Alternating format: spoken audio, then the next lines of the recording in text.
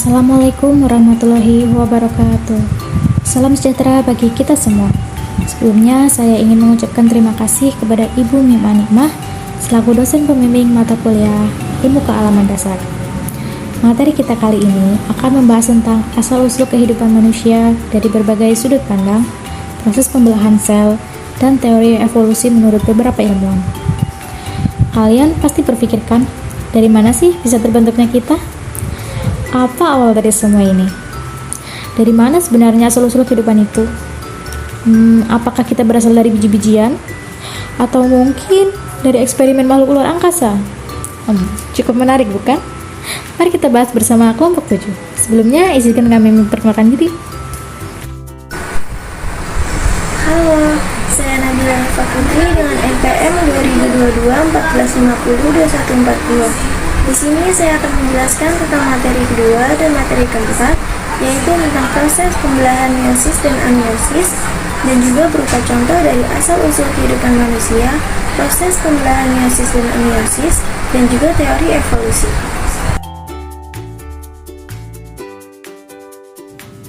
Saya Dinalia Minatun dengan NPM 2022-1450-347. Di sini saya akan menjelaskan materi ketiga, yaitu mengenai teori evolusi dan menurut para ahlinya. Perkenalkan, nama saya Ajeng Syairah Meninggali dengan NPM 2022-1450-333. Di sini saya akan menjelaskan materi yang pertama yang berjudul tentang asal-usul kehidupan manusia dari segala sisi agama, fisika, kimia, biologi, dan sisi kehidupan yang lainnya. Yang pertama yang akan kami bahas yaitu di sini ada asal-usul kehidupan manusia yang terbagi menurut agama, biologi, fisika, dan kimia. Pertama, ada asal-usul kehidupan manusia dari sisi agama. Allah menciptakan manusia dari unsur tanah. Dalam salah satu hadis disebutkan, sesungguhnya Allah menciptakan Adam dari gumpalan tanah yang diambil dari seluruh tempat yang ada di bumi. Jika Allah menghendaki, bisa saja manusia diciptakan dari unsur lain, tentu sangatlah mudah bagi Allah. Lalu yang kedua ada asal-usul kehidupan manusia dari sisi biologi. Asal-usul kehidupan manusia dari sisi biologi mengemukakan bahwa makhluk hidup merupakan hasil perkembangan evolusi dari makhluk-makhluk hidup yang berbentuk lebih sederhana, yang secara perlahan-lahan berkembang menjadi berbagai spesies organisme. Ketiga ada asal-usul kehidupan manusia dari sisi fisika. Asal-usul kehidupan manusia dari sisi fisika terbagi menjadi beberapa bagian. Yang pertama, omnivivum ex ovo, merupakan semua makhluk hidup berasal dari telur. Yang kedua, omniovum ex vivo, merupakan semua telur berasal dari makhluk hidup. Yang ketiga, omnivivum ex vivo, merupakan semua makhluk hidup berasal dari makhluk hidup. Dan yang terakhir ada asal-usul kehidupan manusia dari sisi kimia. Dikemukakan bahwa kehidupan muncul secara alami dari benda mati, tidak secara tiba-tiba, melainkan secara bertahap dari pembangunan struktur organik kompleks dari molekul organik yang lebih sederhana, dan juga menyatakan bahwa makhluk hidup terbentuk dari gas-gas di atmosfer yang dipengaruhi oleh energi radiasi, sinar kosmis, dan aliran listrik halilintar berdasarkan hukum fisika kimia. Dalam beberapa kitab suci mengatakan bahwa manusia purba pertama yang hadir di bumi adalah Adam dan Hawa. Nah, rupa mereka pun tidak diketahui dengan jelas karena saat itu belum ada teknologi kamera seperti saat ini. Nah, teori lainnya mengatakan bahwa leluhur manusia alias Homo sapiens sudah ada nih sekitar 200.000 atau 150.000 tahun yang lalu di Afrika. Yap, evolusi manusia sendiri merupakan drama yang gak pernah selesai ya. Nah, untuk mencari tahu keberadaannya, berikut ini fakta mengenai evolusi manusia. Manusia bermigrasi dari Afrika 1 juta tahun lalu. sebelum kamu, ibu, atau nenek kamu hadir saat ini, Homo sapiens, leluhur manusia modern, diketahui sudah ada sejak 80.000 tahun yang lalu.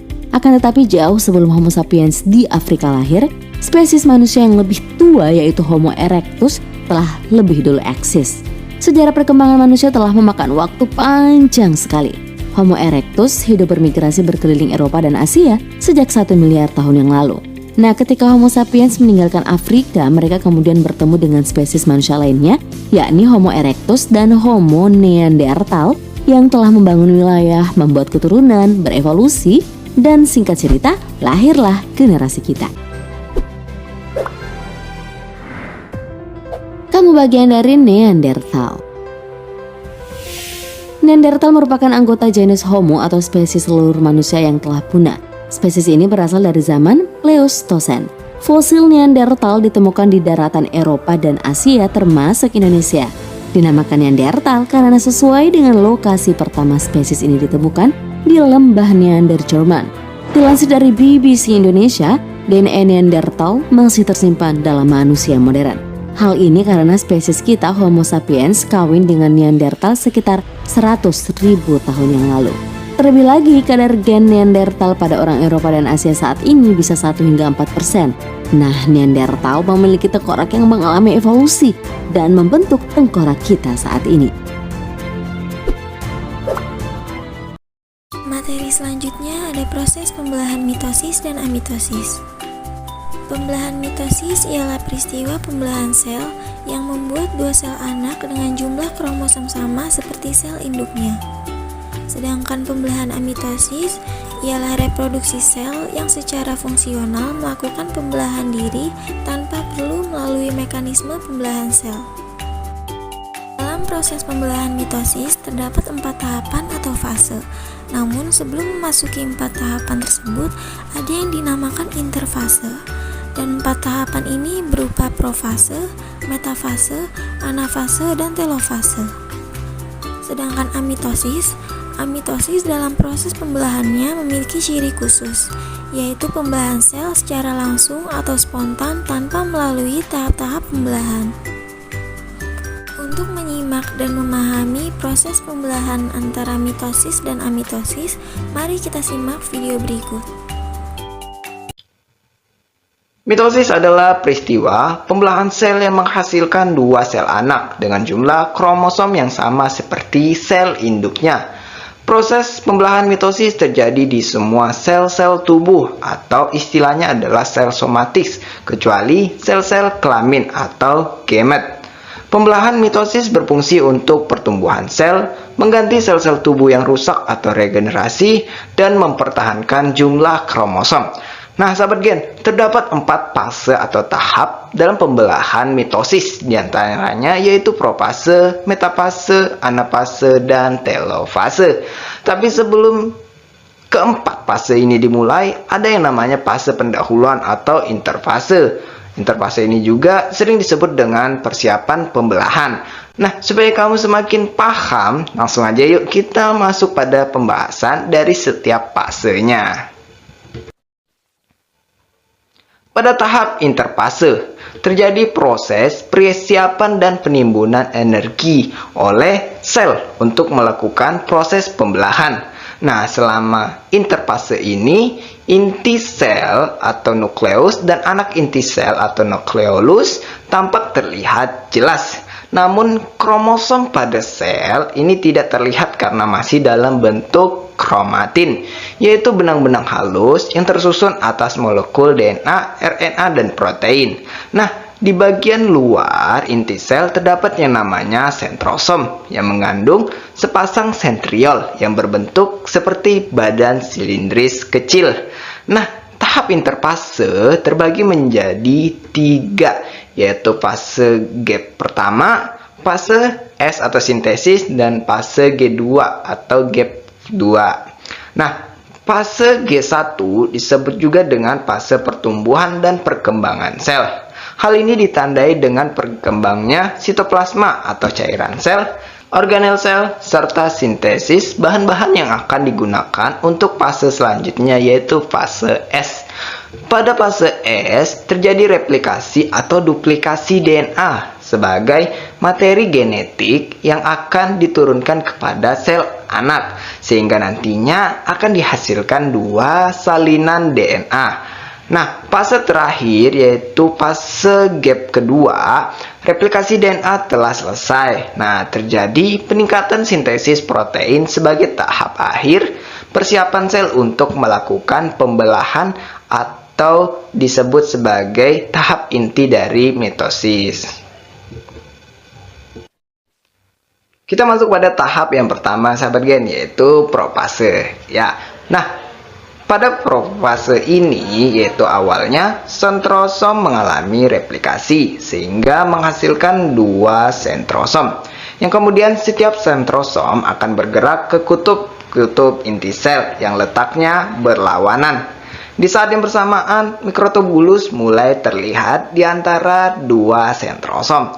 Nah, mikrotubulus ini merupakan serat protein panjang yang memanjang dari sentriol ke segala arah. Lama-kelamaan, mikrotubulus akan membentuk seperti gulungan benang yang bisa kita sebut dengan benang-benang spindle. Nah, di tahap ini juga benang-benang kromatin mulai mengalami pedebalan yang kemudian membentuk istilah yang kita kenal dengan kromosom. Nah, kromosom ini terdiri dari dua kromatid identik yang terikat pada sentromer atau kepala kromosom. Setiap sentromer memiliki dua kinetokor yang merupakan formasi protein dan menjadi tempat melekatnya benang-benang spindle nantinya. Nah, di akhir tahap profase, nukleolus dan membran inti sel mulai menghilang. Selain itu, sentrosom telah sampai di kutubnya masing-masing. Benang-benang spindle pun akan membentang dari kutub satu ke kutub yang lain. Benang spindle ini nantinya akan berperan untuk menarik kromosom ke bagian tengah inti sel di tahap selanjutnya. Kita lanjut. Pada tahap ini, nukleus dan membran inti sel sudah tidak terlihat lagi. Masing-masing kinetokor pada sentromer dihubungkan ke satu sentrosom oleh benang-benang spindle. Kemudian pasangan kromatid bergerak ke bagian tengah inti sel atau bidang ekuator dan membentuk lempeng metafase. Posisi kromosom yang terletak pada bagian tengah inti sel ini membuat jumlah kromosom dapat dihitung dengan tepat dan bentuk kromosom juga dapat diamati dengan jelas.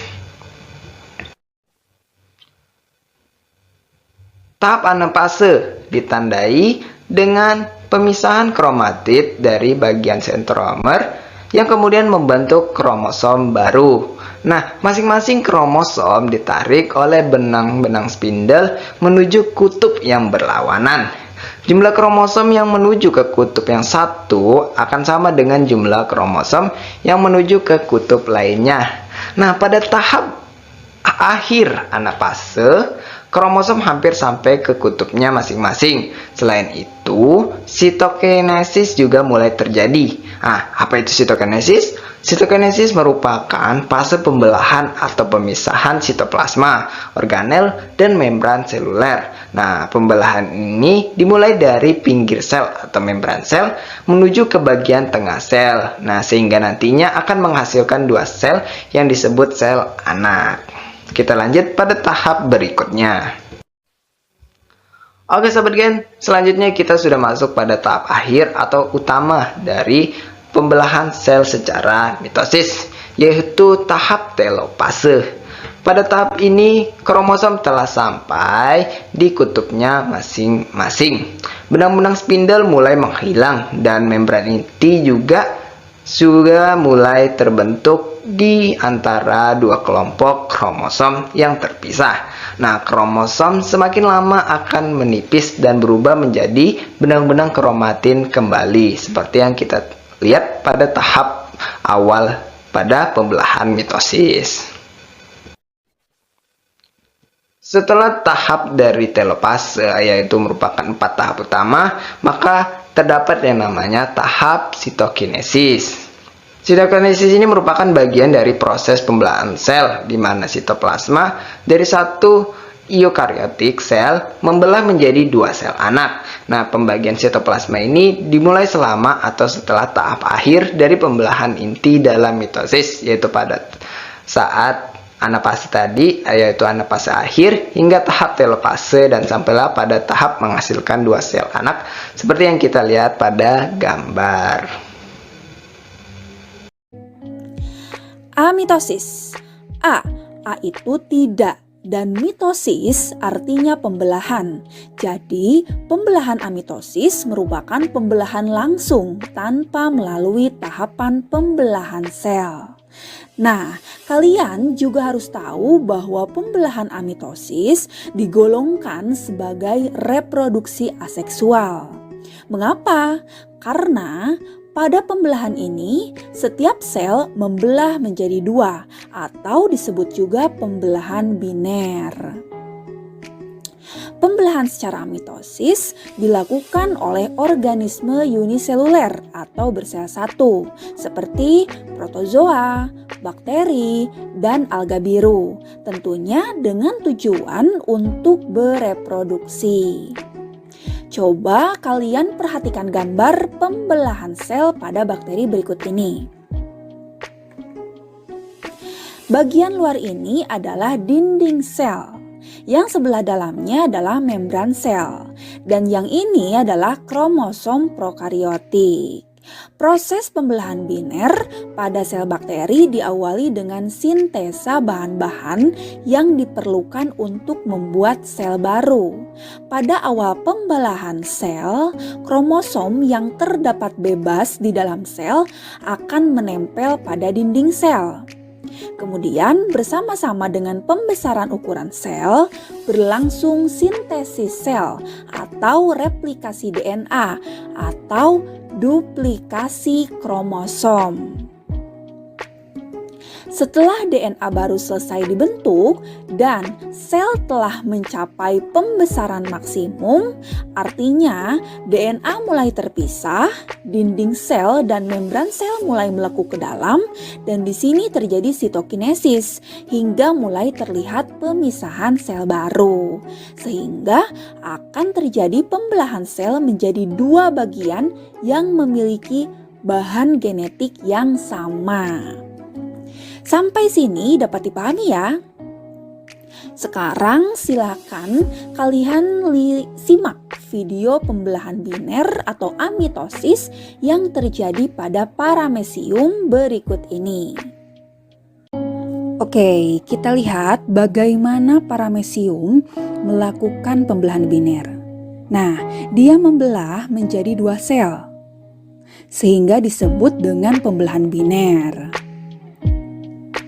Jadi, paramecium membelah secara amitosis. Nah, menjadi 2 bagian yang tentunya memiliki bahan genetik yang sama. Selanjutnya ada teori evolusi. Teori evolusi merupakan sebuah teori yang membahas mengenai perubahan atau perkembangan makhluk hidup, asal-usulnya, serta keterkaitan genetiknya antara satu makhluk hidup dengan yang lainnya. Dalam teori evolusi, perubahan atau perkembangan makhluk hidup terjadi karena kombinasi 3 proses utama, yaitu variasi, reproduksi, dan seleksi alam. Berikut adalah gambar dari evolusi manusia. Pada gambar tersebut, proses reproduksi dan variasi atau pewarisan gen, sifat-sifat atau ciri khas suatu makhluk hidup yang menjadi dasar evolusi yang dibawa oleh gen dan diturunkan kepada generasi selanjutnya.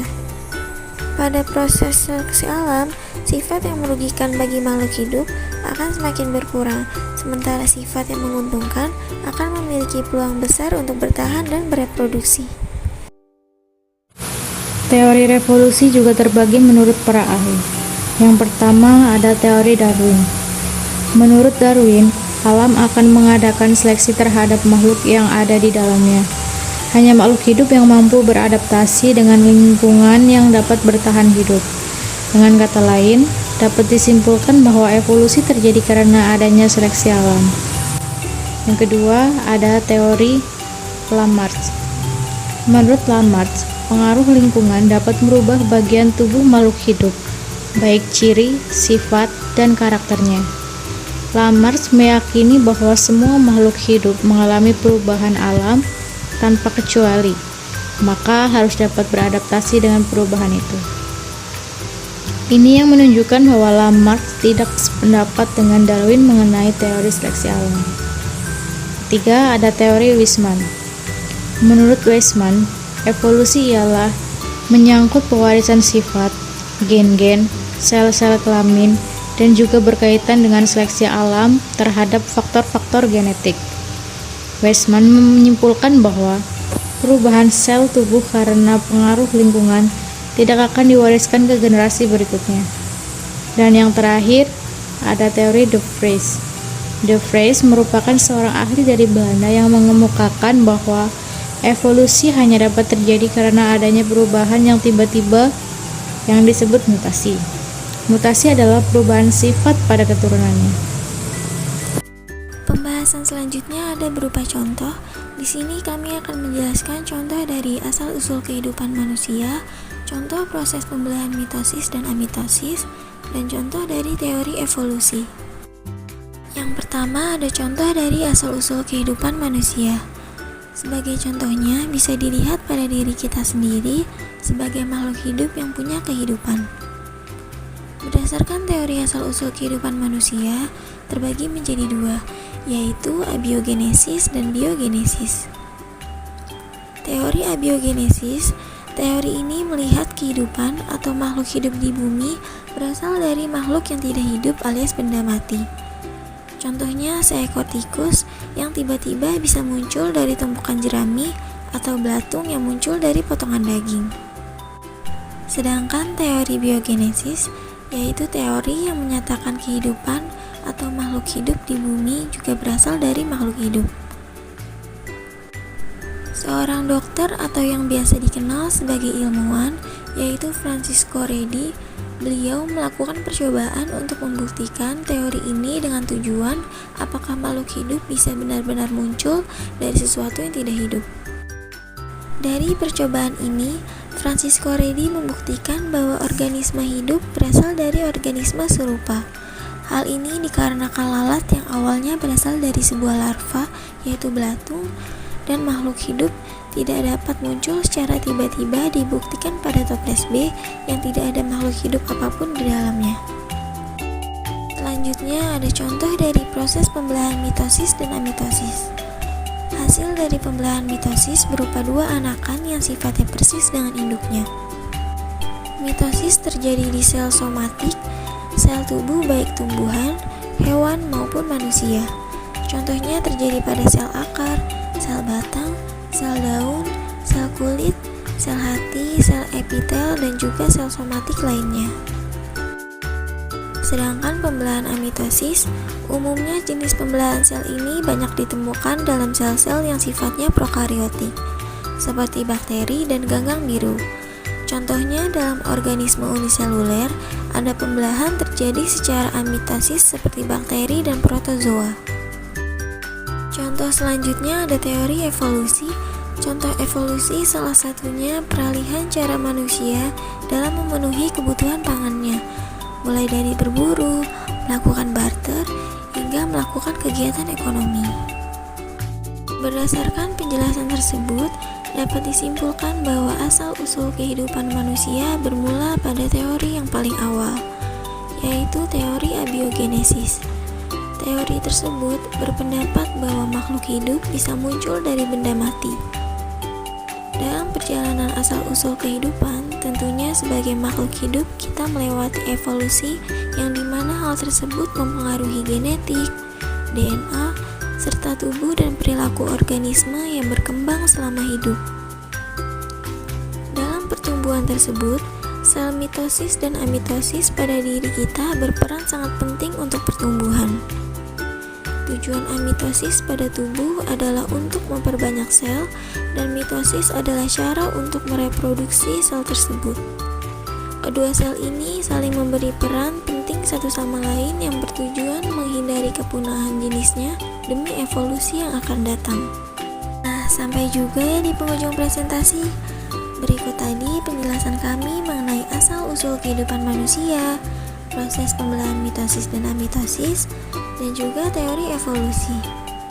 Selain penjelasan, kami juga menampilkan beberapa video untuk memudahkan teman-teman dalam memahami materi tersebut. Terima kasih untuk teman-teman yang sudah menonton hasil presentasi kami. Semoga yang kami sampaikan bisa membantu teman-teman semua dalam memahami materinya.